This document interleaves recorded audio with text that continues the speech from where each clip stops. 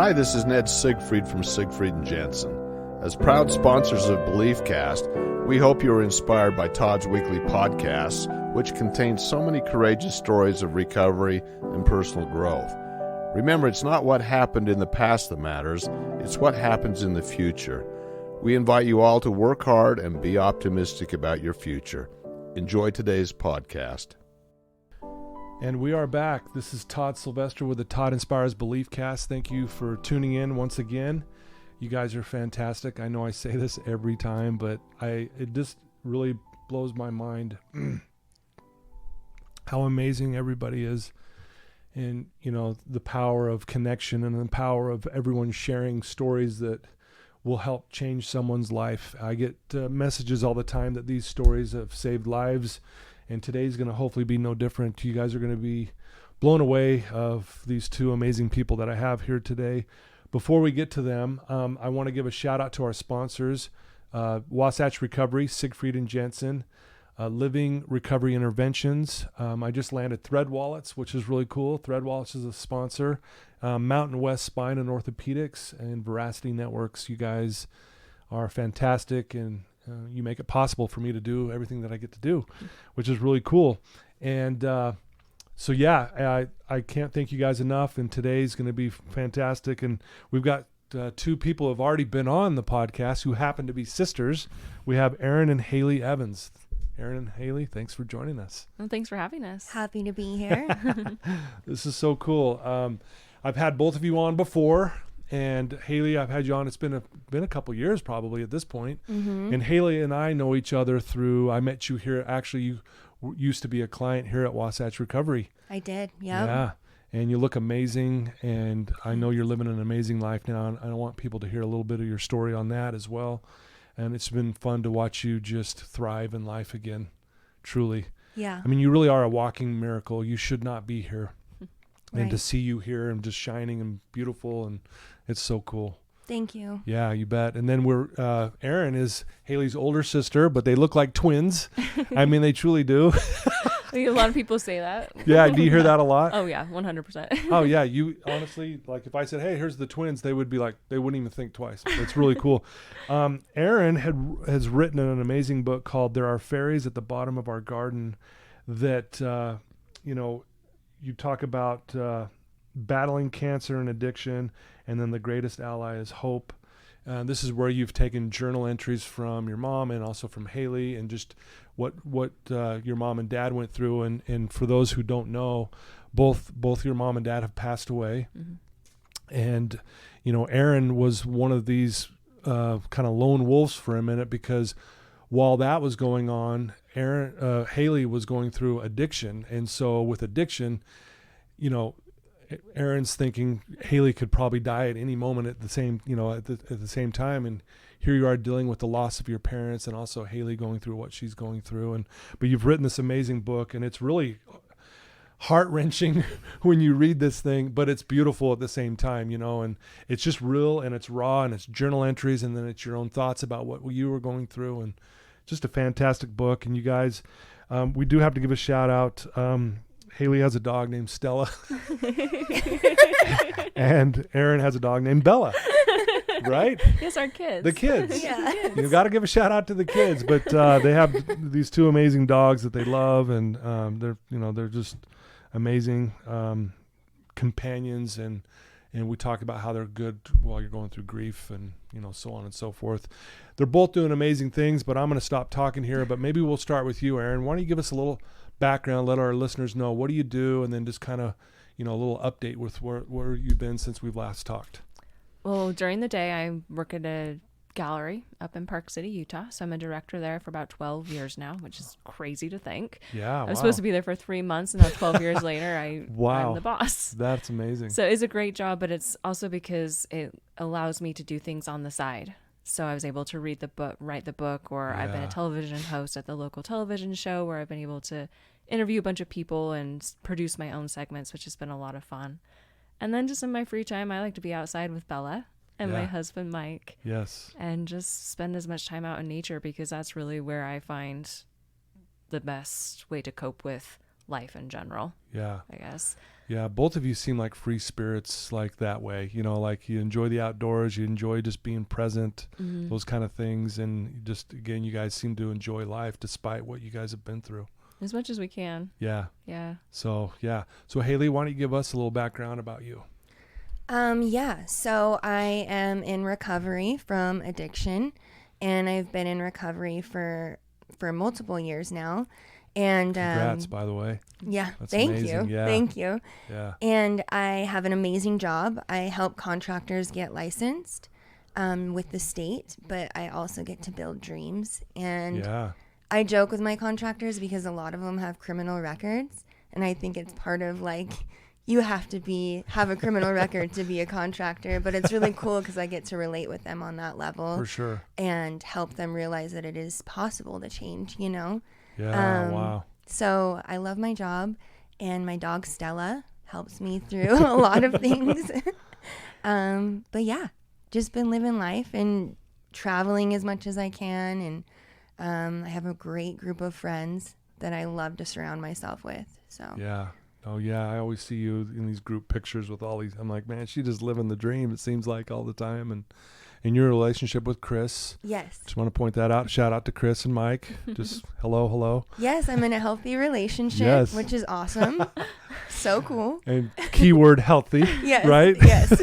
Because you've been through a lot in some of those unhealthy relationships, obviously, which was part of the addiction Yes. and that kind of thing. So there's so much to talk about. I'm so excited to have both of you on. Thank you for being willing to come here and to give our listeners, you know, some insight of what you both have been through.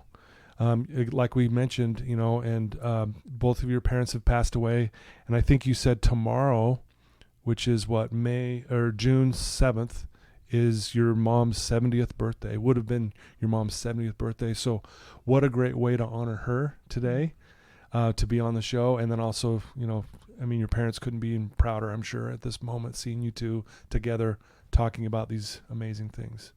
Yeah, we know they're not here physically, but they're around. For they sure. show themselves. Yeah. And you're also doing a charity event, right? Why don't we just talk about that real quick? Tell us a little bit about the charity event.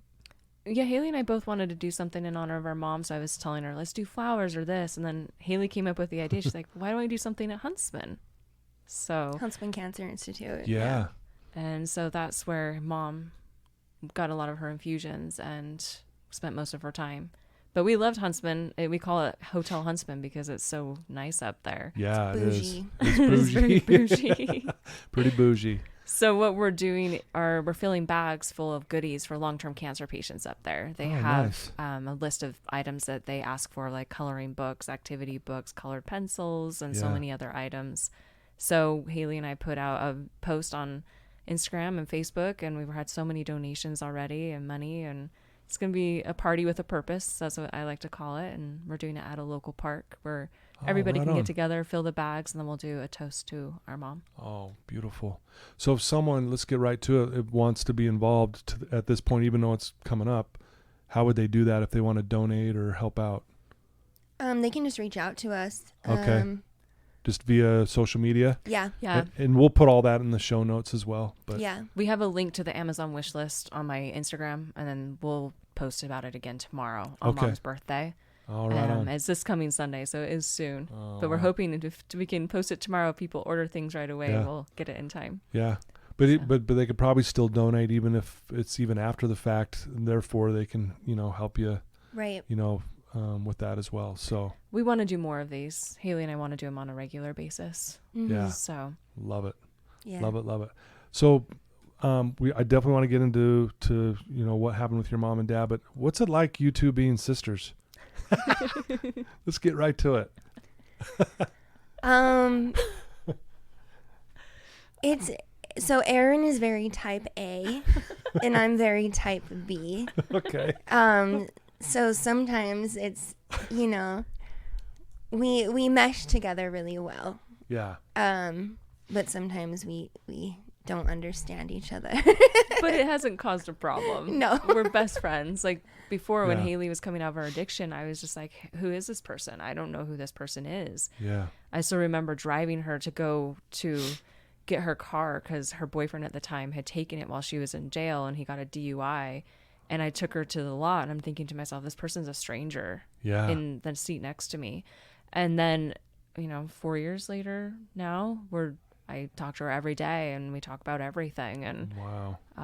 We actually went on our first sisters trip in December. That's what that picture is. Oh, is that? Yeah, we have a picture up in my office. Two amazing people, but it's up there on the big screen. Yeah. It's official, right? Yeah. We went to Disneyland. Yeah. Oh, I love Disneyland. Yeah, it's one of my favorite things. So obviously it's probably why you get along though, because if you were both type A or both type B, maybe you'd kind of butt heads a little bit, but so why don't we talk about, let's get right to it with watching your sister Hayley going through this addiction. Why don't you just kind of maybe share your thoughts and your perspective of what that was like for you as the support, you're trying to hold the family together, again, dealing with what happened with your parents and then watching Hayley struggle and suffer with what she was doing. Going through it at the time was really difficult. My mom would always say cancer or addiction is harder than cancer. And the reason why we would say that is because we would watch Hayley suffer, but she wouldn't do anything to help herself. And she knew she was doing damage, but she couldn't control what the drug was doing to her, I guess, from what I could see. Yeah. But my parents needed me more, so I just made sure I was with my parents. But I know there were times when my dad, he would drive to where Hayley was and he would try to bring her home and it just wouldn't happen. Or it was very hard. All of it was very, very hard. Just to see her doing this to herself from what I could see from my point of view, but I know it's a different point of view from the addict's point of view. But from our point of view, we just couldn't understand. And she was doing all these things to not get better where my mom and dad were doing all they could to get better. Yeah. So it was just hard to see why my mom and dad were doing everything. Why couldn't Hayley? Yeah. And we just, now after reading the book and writing the book and reading her journals and talking to her about it more, I have a lot more empathy for that. And at that time, we just didn't allow ourselves to do that. And Hayley wasn't as open at the time, but now afterwards, we have a better understanding of what each other was going through. Yeah.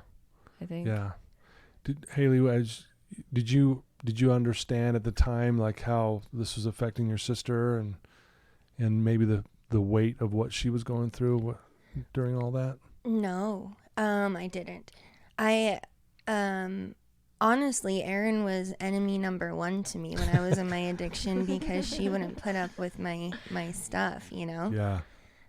She was very, she's just very direct and honest with me about the things I was doing, and it made me upset, because I didn't want to hear that. Yeah. But it was real. Yeah.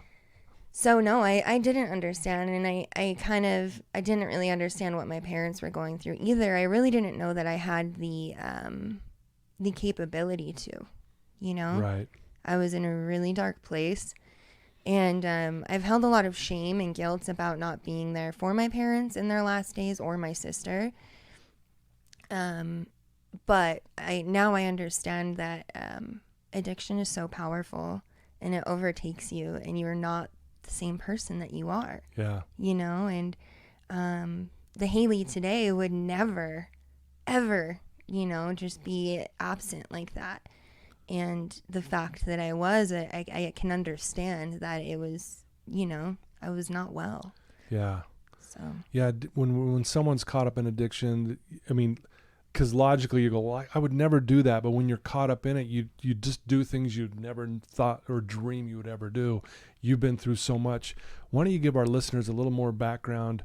When did your addiction start, and maybe some of the kind of the low points that you went through, and then Erin, you can chime in as she shares this with what your perspective was at the same time. Okay. So. When I was young, I was about 15, I started experimenting with ecstasy, and it just progressively got worse. I started doing, all the things in high school, and in retrospect, I realized then that's when my addict behavior started. Yeah. Drinking a lot, in high school, going to school drunk. And that's not normal behavior, you know? Right. And all my friends were doing it, so I thought it was. Yeah. And then when I was about in my 20s, I started doing, or 19, I would say, I started doing opiates. You know, pills, things like that. Yeah. I was in a very tumultuous relationship with an abusive man. And he introduced me to opiates and all of that, and I kind of took it and ran. And pills eventually went to heroin and meth together, and being in a very abusive relationship and dealing with addiction, I kind of just lost contact with my family. There was times when it's funny because I was telling Erin about withdrawals, and she never knew like the extent of withdrawals. Yeah. She thought that I just wanted to get high. Right. You know what I mean? Sure. And so she got married, and I was deep in my addiction, very deep. Mm-hmm. And I almost missed the wedding, you know? And it was a super chaotic day, and I had to get my fix. I had to get my stuff before I went to the wedding, or else I would be sick at the wedding, you know? Right. So I was super late. They were starting to walk down the line, and wow. I ran up. My mom's bawling, and I have fresh pick marks on my face, and I just look like a disaster, super skinny. And I just jump in the line, start walking down the line, and watch her get married real quick.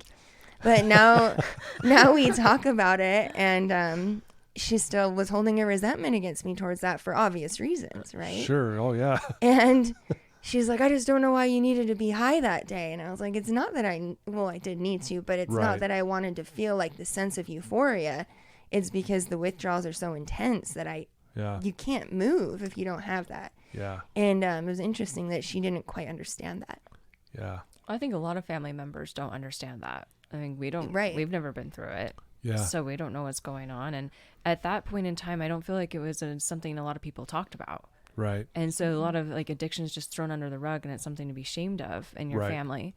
And that's another reason why we go out and talk about it, because it's not something, it needs to be talked about. We all need to learn from that. So people do know. It's like now we say that and people's like, oh, she didn't want to get high. She needed to get high in order to function and be and live.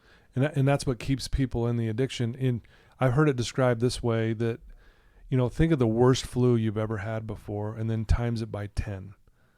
Because think about it, when you get the flu and it wipes you out, I mean, you're wiped out. You can't, I'm in bed for 4 days, right? You know, you times that, the intensity of that, and that's what it's like for these people who are coming off opiates or benzos or what have you. And it's a brutal process, but it keeps people in that cycle, because there was probably a part of you that was going, man, I got to stop doing this, but yet then you go back to it because you don't want to be sick. Yeah. And the mental part too, right? So you have that physical reaction, and then your brain is like, let's make this better, let's go, you know. Our brains don't want to be uncomfortable. It's like, okay, what can I do to be comfortable? I know what I can do. I can just totally take a little bit and I'll be okay for a little while longer. Wow. And your wedding of all things, here she comes running, you know, like, and you probably look like a mess, I would imagine, based on the way you describe it. And here you are going, what is going on? Yeah, it was more so my mom. My mom was so upset. She was supposed to drive Hayley up to come get ready with everybody in the area that we were in before the wedding. And she just said, I can't do this. So she called her best friend Carol, and Carol said, I will do it. And Carol's like her second mother. They've grown up, and she's been there for Hayley ever since she was little. And my mom dropped the bridesmaid's dress off to Carol's, and Carol went to where Hayley was, picked her up, pretty much told her, you're getting in the car now. And she got dressed in the car on their way up. And so Carol saved the day that day. But I just, for some reason, the wedding's supposed to start at 4, and Hayley still wasn't there. And everybody said, what do you want to do? I said, she'll be here. I know she will. She'll be here. And then, like Hayley said, she showed up right in the nick of time. And my mom was crying because Hayley showed up. She was just crying these happy tears because she was so happy Hayley was there. That she got there. Yeah. Wow. Yeah. Shout out to Carol, right? Yeah. Yes. Exactly. Thanks for Love helping Carol. out. Yeah. Wow.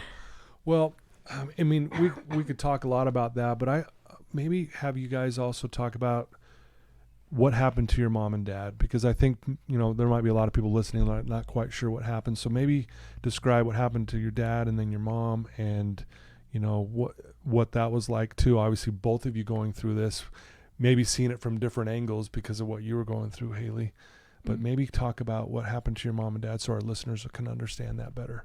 Oh, of course. Want me to go? Sure, you can start. Okay. I know that's a big question, but I can just share my perspective. yeah, that'd be great. So in 2015, I got a call from my dad, and he said, I need you to come to my house. And so I go to his house, and I don't see them very often. And my mom picked me up, took me over there, and she's like, this is serious. You need to talk to your dad. So I go there, I grab some yogurt from his fridge, and I go downstairs and talk to him. And he tells me he has stage 4 lung cancer. And I know Erin has a different story with this because she was with him on this area. I was deep in my addiction here, and he just kept, I remember sitting in his basement, and he was just talking to me about how I need to get better. I need to get clean. I need to change my life. And I didn't want to hear it, Fast forward to a couple days later, Erin texted me that he was dying and in the hospital. Man. Yeah. So, do you want me to share more on that? Yeah, please. So you get this text? Yeah, I got this text. I mean, that's heavy. And again, I was withdrawing. Very intense withdrawals. And my sister is calling my phone repeatedly, right? Our dad is dying, and I'm just ignoring the calls, ignoring them. And my mom starts calling me, and I'm just ignoring the calls. And they're like, what are you doing? And I'm like, oh, I'm at a job interview, like completely lying, Wow. But really, I was just trying to find some heroin. Yeah.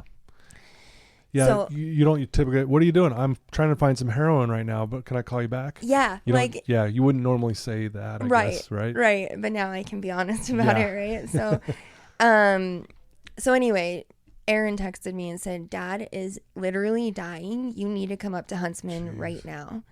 And so this sweet woman who was also an addict was at the house that I was at. And she said, your dad is dying. I'm taking you there right now. And so she drove me up to the hospital. And I don't know where that woman is today, but I'm very grateful for her. Yeah, wow. For her to do that, that's pretty incredible. Yeah, she's like, I don't care that you're sick. Like, you're going up there. So I went there and I was withdrawing, but my dad didn't. Well, he recognized me and Erin, but the ammonia had been released to his brain. And so he's a 6'4" judge, 6 feet tall, 4 inches. He's a judge. He's a very intelligent, coherent man. Yeah. Seeing him on the bed completely incoherent and kind of acting like a toddler was extremely hard. Yeah. And back to the yogurt thing, the last time I saw him, I ate his yogurt. So when I walked in, he said, there's no yogurt here. Why are you here? Right? Like, and I'm bawling, and he's talking about yogurt. But, oh my gosh. And then a few days later, he passed from the lung cancer. So it was super fast. Yeah. So Erin, maybe on your end, so you're texting Hayley, where are you? Get your butt up here. This is serious. Tell us your feelings and thoughts. What was going on in your mind? Well, I was with my dad when we found out. Okay. So what happened is he had really bad heartburn for a couple weeks, and he couldn't figure out why. Then it finally got so bad, he finally went to the emergency room at 11 o'clock. Or I want to say 7 o'clock. And so I'm texting him, are you okay? Are you okay? Not getting any reply. And I looked at my husband, like, should I go down there? And he goes, yeah, you just need to go down there. So it's 11 o'clock on a Wednesday. Yeah. And he's just curled up in a fetal position. And like Hayley said, to see your father, who you've always looked up to as a strong person in your life, just sitting there just in so much pain, it was so hard to see. And so we're sitting there, and I go up to someone in the emergency room. I'm like, my dad needs water.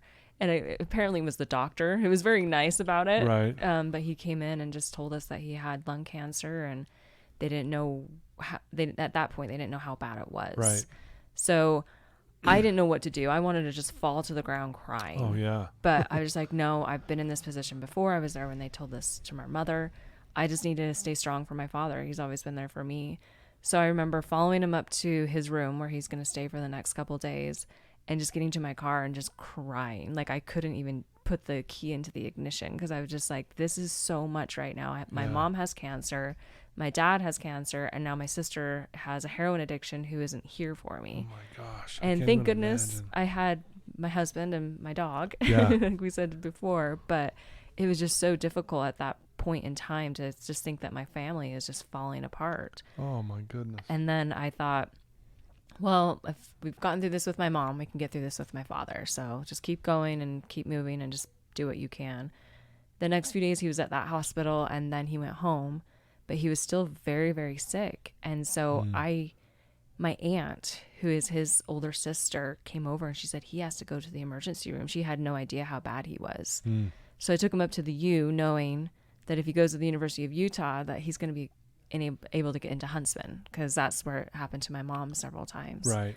And they took him right in. He had such jaundiced skin. He was yellow. They said, your liver enzymes are off the charts. We have to get you into Huntsman right away. And that was on Monday. He was there for a couple of days. And that's when I'm texting Hayley, you need to get your butt up here. Like, this is serious. Like, I don't care how sick you are. I don't care whatever. You need to get up here. Yeah. And it was so hard for me because seeing my mom upset and wanting to be there for my dad, and I had to work. So I went back to work on Tuesday, and I got this phone call from I went to say goodbye to my dad, and he said, I love you. And he was coherent at that time. And then about an hour later, I got a call from my other aunt, and she said, your dad wants to talk to you. And he said, what are we doing for lunch today?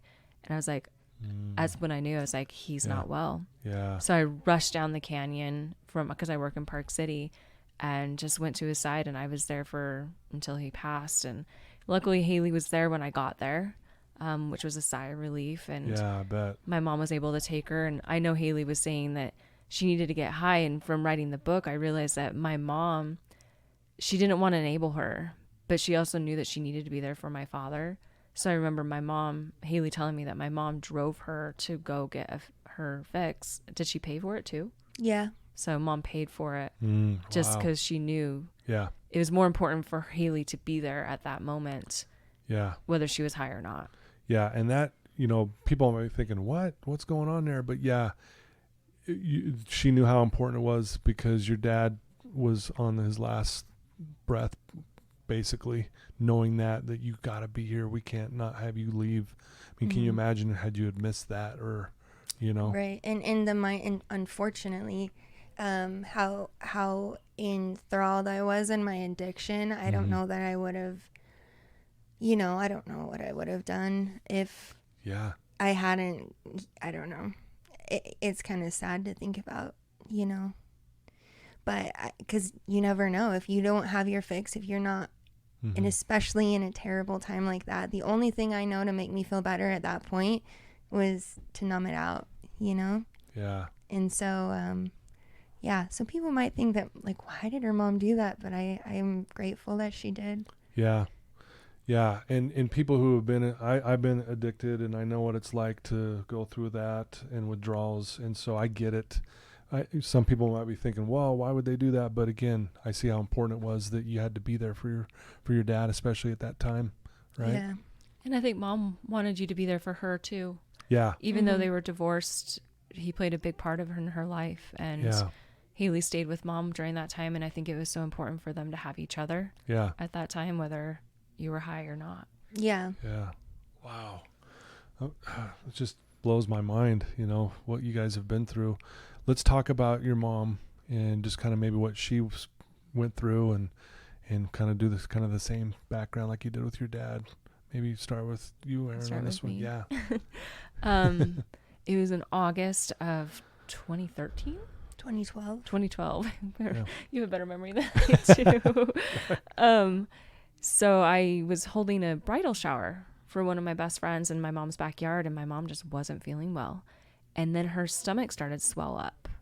And it ended up, she called her doctor, and they said, it's called ascites. And we had no idea what it was. Yeah. And it's when this fluid builds up in your stomach, the cancer causes this to happen. And so she went to her doctor, and then next thing we know, she's getting surgery, and they're ready to take the cancer out of her stomach. At this point, they had no idea what kind of cancer it was. They just assumed it was stomach cancer. When we went, it was just me there. My husband had to work. He didn't really know the severity of it at that time. No one did. Yeah. Her best friend, Mame, came to talk to me and sat with me for a bit, but Hayley was nowhere to be found. And that was really hard for me to be sitting there just by myself in this white waiting room, trying to get my mind off of things, watching daytime television. Next thing I know, I get a call from the doctor to come talk to him about what's happened. And they told me that they couldn't take the cancer out. And they didn't know what the prognosis was at that time, but it wasn't good. Yeah. So again, I just kind of stood against the wall when they left me, and I just kind of stood there looking at this blank wall, like, what do I do? I mean, my mom has cancer. I guess I wasn't even married at that time, actually. So I was living with my dad. And then we went down to the room, and she asked me to call everybody. She gave me a list of people to call to tell them what had happened after surgery and give them the good prognosis, because that's what we thought it was going to be. But so I had to start calling my aunts and uncles and tell them the bad news. And she came wheeling in, and I just started crying. And she said, "Why are you crying?" And I just told her, I'm like, we'll talk about it later, because she's under anesthetic. Right. Yeah. She wouldn't take it in. She wouldn't take it in. Yeah. So when she got home, we had a lot of visitors. She had so many friends. Our mom was the best. Like, she had more friends than anyone I know. And I took her dogs for a walk with Mike, my now husband, and he had been wanting to get married for so many years, but I just kept saying, no, I'm not ready. Right. And at that point, we'd been together for about 8 years. And then that night I said, so what do you think about getting married? And he said, really? And I said, well, I want my mom to be at our wedding, and we don't know how much longer she has. So, so that was kind of a proposal, but he officially proposed months later. Yeah. But yeah, so after that, we just spent as much time with our mom. She was on hormone replacements. She did chemotherapy for a little while. Yeah. And then the doctors were able to put her on hormone replacements. She went to Huntsman, and the first doctor she saw was a stomach cancer doc. And he said, you're doing too well to have stomach cancer. You don't have stomach cancer. And I want to say he saved her life, because the first doctor we went to, I should have put this in there, I was at a different hospital, and he said, you have 9 months to live. And he didn't even really talk to us about it. He just came in and said, you have stomach cancer, you have 9 months to live. Wow. Both of us, mom started bawling. Me being the person, I'm just like, okay, can't cry in front of mom. I need to do this. We went out to lunch, and I said, we're going to figure this out. So I immediately called Huntsman. They got us in, and that's where we found her first doctor, who prolonged her life for as long as he could. Yeah. He was incredible. Wow. And he's actually a good friend of mine I met during this time. She had pancreatic cancer.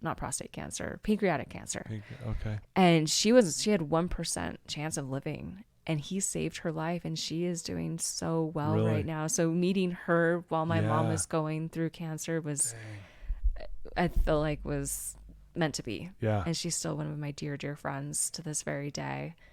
But mom spent some time at Huntsman, in and out, mostly on hormone replacements after chemotherapy. And then she got switched to a different doctor. And about 3.5 years later is when she had to get back on chemo, and it just wasn't working. She started losing so much weight. Yeah. She just wasn't the same person. And then she stopped doing chemo, and they told her she had about 3 months, but it was really 3 weeks.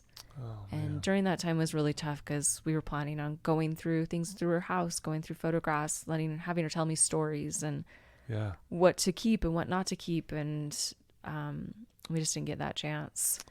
Man. So again, it was pretty sudden. I felt like she was going downhill, but we didn't think it was going to be so fast.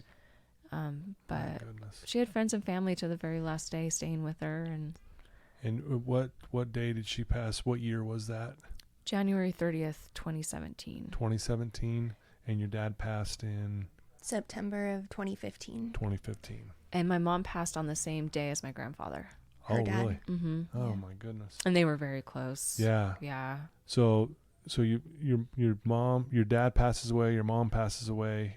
Hayley's still in the thick of what she's doing with her addiction and things like that. And here you are. I mean, you're probably just going, what is going on? Did you ever have thoughts? And I'm sure you did, but I mean, I don't want to put words in your mouth, but what were you thinking? Did you go like, man, I could lose Hayley now? Oh yeah, all the time. I mean, when she was saying how she didn't keep in touch with us, Yeah. I would look at her Facebook all the time just to see if she posted, just to see if she was alive. Wow. And many days, and sometimes I'm like, well, her boyfriend at the time could post something thinking that it's her. We don't know for sure. Or every morning I would watch the news thinking if you see someone like a young woman was killed and, you know, whatever, I was like, please don't be Hayley. Please don't be Hayley. I mean, I'm sure that's what's going through my parents' mind as well. Yeah. But during my mom's cancer, Hayley was there quite often. She came a lot. She spent a lot of time with mom. She would come to the appointments, and it made mom so happy. You could just tell the difference in her attitude. And when dad passed is when that story, if you want to tell that story, when you came to, that's how she ended up here at Wasatch, her first time. Well, how many times of that in rehab? We lost track.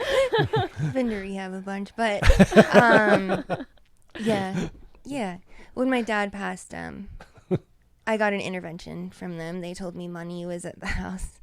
So what's one way to get an addict to the house is tell them that there's money. We got some money for you. Yeah. But then you walked into this intervention. Yeah, and my sister's husband took the steering wheel off of the car. No, it was the tire. No, it was the steering wheel. The steering wheel too? Yeah. Oh, I didn't know He that. took the steering wheel off the car so I couldn't leave because that's who I was, right? Yeah. If I'm presented with anything that I don't want to do, I'm out. You're out of there. You know? Yeah, right. So he took the steering wheel off the car. It didn't go well. I started, acting out. And I had felony warrants out for my arrest. And so they threatened me with rehab or jail. And any addict would choose rehab. So Yeah, absolutely. Yeah. Wow. Is that the story you're talking about? Yeah. Yeah. That's the story. Well, yeah. And I wish we could show you listeners right now a picture of Hayley of the before and after that you sent to me, or I think you put it on and you let me have it. And I actually share it with the residents here all the time. Like, here's what you guys look like now, but here's the possibility. And it's amazing the contrast of the way you look. Yes. When you were in the height of your addiction to, now even, it's just, it's scary to see that she was that far gone. Honestly, you're a walking miracle, truly. Like, that is not even taking it, saying it lightly. That you truly are. Yeah. But yet, here's Erin trying to hold everything together. I don't even know how you were doing this. I don't either. I really don't. Honestly. It was just like going through the motions. I'm in the book, I remember writing when mom was first diagnosed. I just couldn't feel anything. Yeah. And there's still times like that. So I told my husband my boyfriend at the time, I really don't like haunted houses. And so there's it was October, and so it was haunted house season. I said, I need to feel something. So can we please just go to a haunted house? Serious? Like, can we please just go? And it was one of the best things. Like, we're walking through, and I started laughing at one point, and it was like I could actually feel something for even 30 seconds. And that's how it was for a very long time. When Hayley was in her addiction after mom passed too, and she was in jail and going through mom's house and finding out there was meth in the house. And we're like, how did this happen? And it was just like one thing after another. You just kind of have to keep going as much as you possibly can. And just as I tried to take care of myself, but thinking back on it, I didn't. I worked out and tried to be out in nature as much as I could and be with my dog. And that was the best thing for me. But just getting older and going through things and writing the book was very cathartic. I've just learned different ways to take care of. So if anyone's going through anything, I would say please take care of yourself first. Yeah. Because you can't take care of other people unless you're taking care of yourself. Absolutely. Because I learned that. Yeah, absolutely. Well, I got one more question that I want to talk about some more of things that you've learned, lessons learned kind of thing. But so, Hayley, here's my question to you. Your parents both pass away. Your sister's struggling. You knew that, right? You knew she's suffering, watching you suffer. what was going through your mind? Were you having thoughts of, I know there was this intervention and you eventually went to rehab and things like that, but did you ever, like, when your parents passed, were you like, I've got to change my life, I got to do something different? Or did that not cross your mind because you were so deep into it? Well, it's odd, right? So Yeah. my mom passed January 30th of 2017. And when my mom passed, I was heartbroken. Because my dad is a huge huge part in my life, but my mom and I were best friends. We were just, we were just best friends. Yeah. So when she passed away, she actually told me she was going to stop chemo before she told Erin. And this, I looked at her because Erin was an enemy number one when I was in my addiction. And I said, you're going to leave me alone on this earth with Erin? Just because Erin called me all my bluffs, Yeah. And so I didn't like that, but now it's completely different. But that's what I told my mom, and I was really upset with my mom Wow. for stopping chemo because she just had enough, Yeah. Oh, yeah. So to answer your question, my mom passed away in January of 2017. The house that I was staying in was raided March of 2017. So I was finally picked up on my felony warrants. Yeah. And I was held in jail with a $50,000 cash only bond so that I was not getting out. Yeah. So the way that happened seems kind of cosmic to me. Yeah. Like it was meant to be. Meant to be. Yeah. So I was stuck in jail, right? This time, not getting out. And I just remember the mirrors in the jail cells are not mirrors. They're just like a cookie sheet, essentially. You can just see like your... Kind of see something there. there. You can see like, oh, I'm supposed to be there. So I remember looking in that and just not recognizing myself because I'm finally detoxing, right? Withdrawing in jail. And I'm like, my mom is gone. My dad is gone. These are the first time I'm feeling this, I've been in a very abusive relationship for 8 years at that point. And I had no hope, and I had so much shame and guilt and just not understanding who I was and how I got there. And it was a really dark moment. So I just remember I just kept reading books in jail, reading books. And I was just like, you know what? I can either end my life or I can try to change. Yeah. And that was real. I had nothing, Yeah. And so I got proposed with the offer of drug court. And then my sister found another treatment center, and it all just kind of came to fruition, and I think I was finally ready. Yeah. You have to get to that point. I had to lose both parents and just lose literally everything to get to a point where I needed to change my life. Wow. So. Well, and we don't have enough time to go through all your rehabs and stuff that you've been through. That'll take 4 or 5 hours at least. No, but my experience with you here at Wasatch, and that was towards the tail end when you finally were getting it and changing, and you did great work, and I was grateful and blessed to be able to be a part of that journey at the time in meeting with you and helping counsel you, but to see you from that point to now is just truly makes my heart just beat stronger and faster, and and to see these two beautiful sisters sitting here despite what you've all been through, and thankfully you didn't die, Hayley. And then Erin, I know you know this, but you've got your sister, and what a great way, like we were saying earlier, to honor your mom and dad today, to be talking together with this very vulnerable situation. It was their dying wish for Hayley to get better. I remember my mom telling me that my dad said to her, just get her better. That's what, and I know that's what mom wanted to. And so that was put on me, get her better, and I'm happy to do it, and was there for every step of the way. Even when she was in jail, I'd visit her twice a week and buy her everything that she needed, and Yeah. I was there. You were there for her. Yeah.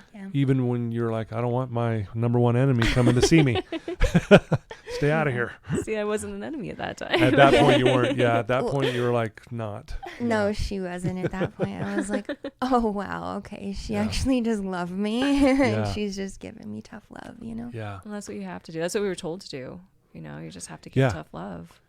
Yeah, you do. And yeah, it gets to that point. Well, you know, I know this is going to be a really big loaded question for both of you, but if you could maybe say one lesson you've learned, we'll start with you, Hayley, through all of this. And I know this is a big question. I know there's thousands of lessons you both have learned, but what's one that maybe stands out to you, one or two that stands out of a lesson you've learned through all of this? And, you know, here you are sitting here today. What would you say? That is a very loaded question. I know.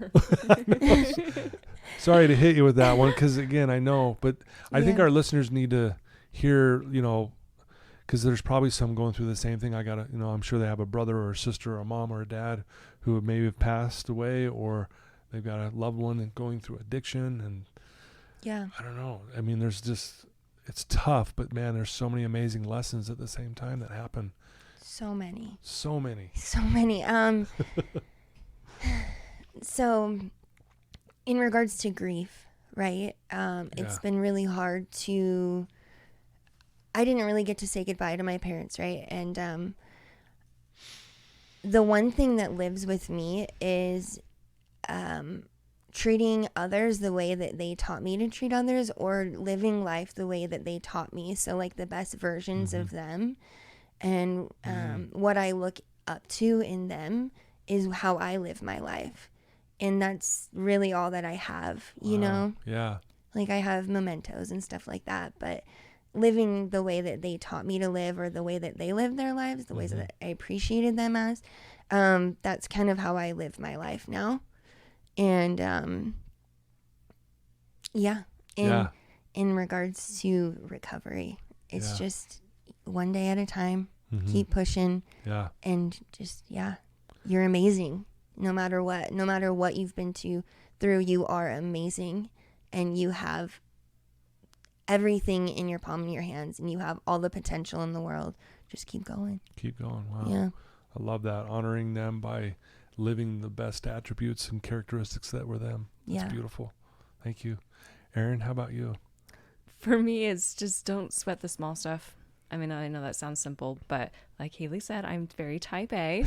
So before everything happened, I was like my father, our father.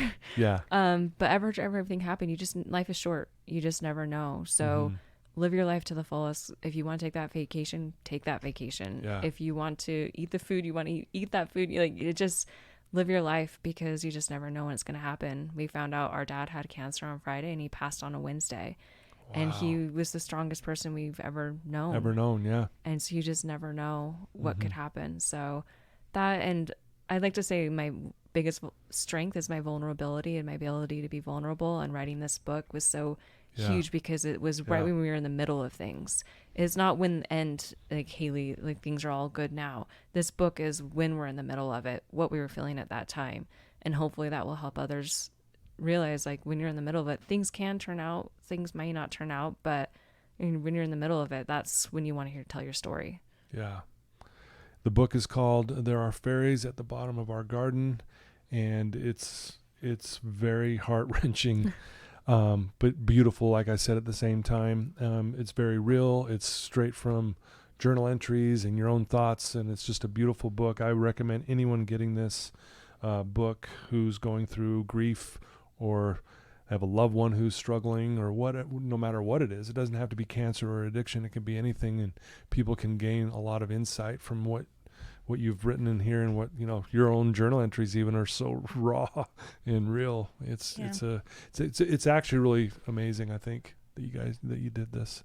Yeah, I'm thankful for Hayley for allowing me to use her journal entries. And my mom, she's the star of the book. Her poetry throughout the book is just the best part, I think. So, no, it's beautiful. Why don't let's maybe tell us your mom's full name and your dad's full name. Let's honor them by giving out their names today. My mom was Judy Elizabeth Evans. And her maiden name was Boris. Yeah. Okay. And our dad is Michael Scott Evans. Right on. Mm-hmm. Well, love and respect to them today. And again, they couldn't be prouder of probably seeing you two sitting here sharing this with the world. We'll try to get this out to as many people as we possibly can. If there is someone, that needs help or is suffering right now, that are listening to your voices and they're not sure where to turn, you've already given some great advice. I mean, it's been fantastic, but what's one thing you could tell that one person right now who's maybe feels lost or dark and no hope? One thing that I've found out is everything we've lost everything, and after not everything, but losing something that's irreplaceable, I used to go out and try to buy things or do this or do that or try to, or with drugs, you want to get the next fix, but I've learned that it's not what you're getting, it's what you're not giving. Yeah. And so to make me feel better, I know Hayley feels the same way. We try to give back as much as possible, even if it's giving a bottle of water to someone that's on the street or buying them lunch or even talking to them. I mean, just spending some time with someone that may not be alone. You just feel so much better after that. It's for you and for other people. Yeah. So giving back to the community in any sort of way that you possibly can. And love it. Even if it's buying $10 of hamburgers and handing them out on the street, it just is so rewarding in so many ways. So that's what I would say. Love that, giving back. Beautiful. How about you, Hayley? So along with addiction, in recovery comes depression and your brain not being the way that it used to be, right? Yeah. So I struggle with depression and other things in my recovery, and one thing that I've learned and that I want to stress to people is what you're feeling is only temporary. Happiness is only a temporary emotion, right? But peace is what you're searching for. Yeah. And I love that. You're not alone, and there's different ways that we can get out of it. There's people you can talk to, and I would like to put my information in the bio if that's okay. Absolutely. So if anybody's struggling with addiction or anything, they can always reach out to me, and I'd be happy to go to coffee or do whatever. So. Yeah, absolutely. Yeah, we'll definitely put both your contact information in the show notes. And also a link on how to get the book. And you're doing the charity event, which is coming up, which will be really cool. I think that, again, that's you guys giving back, which is a great way. And it does, I say this a lot here to the clients, that if you master the first 11 steps of AA, you'll drink again. If you master step 12, you'll never touch another drop.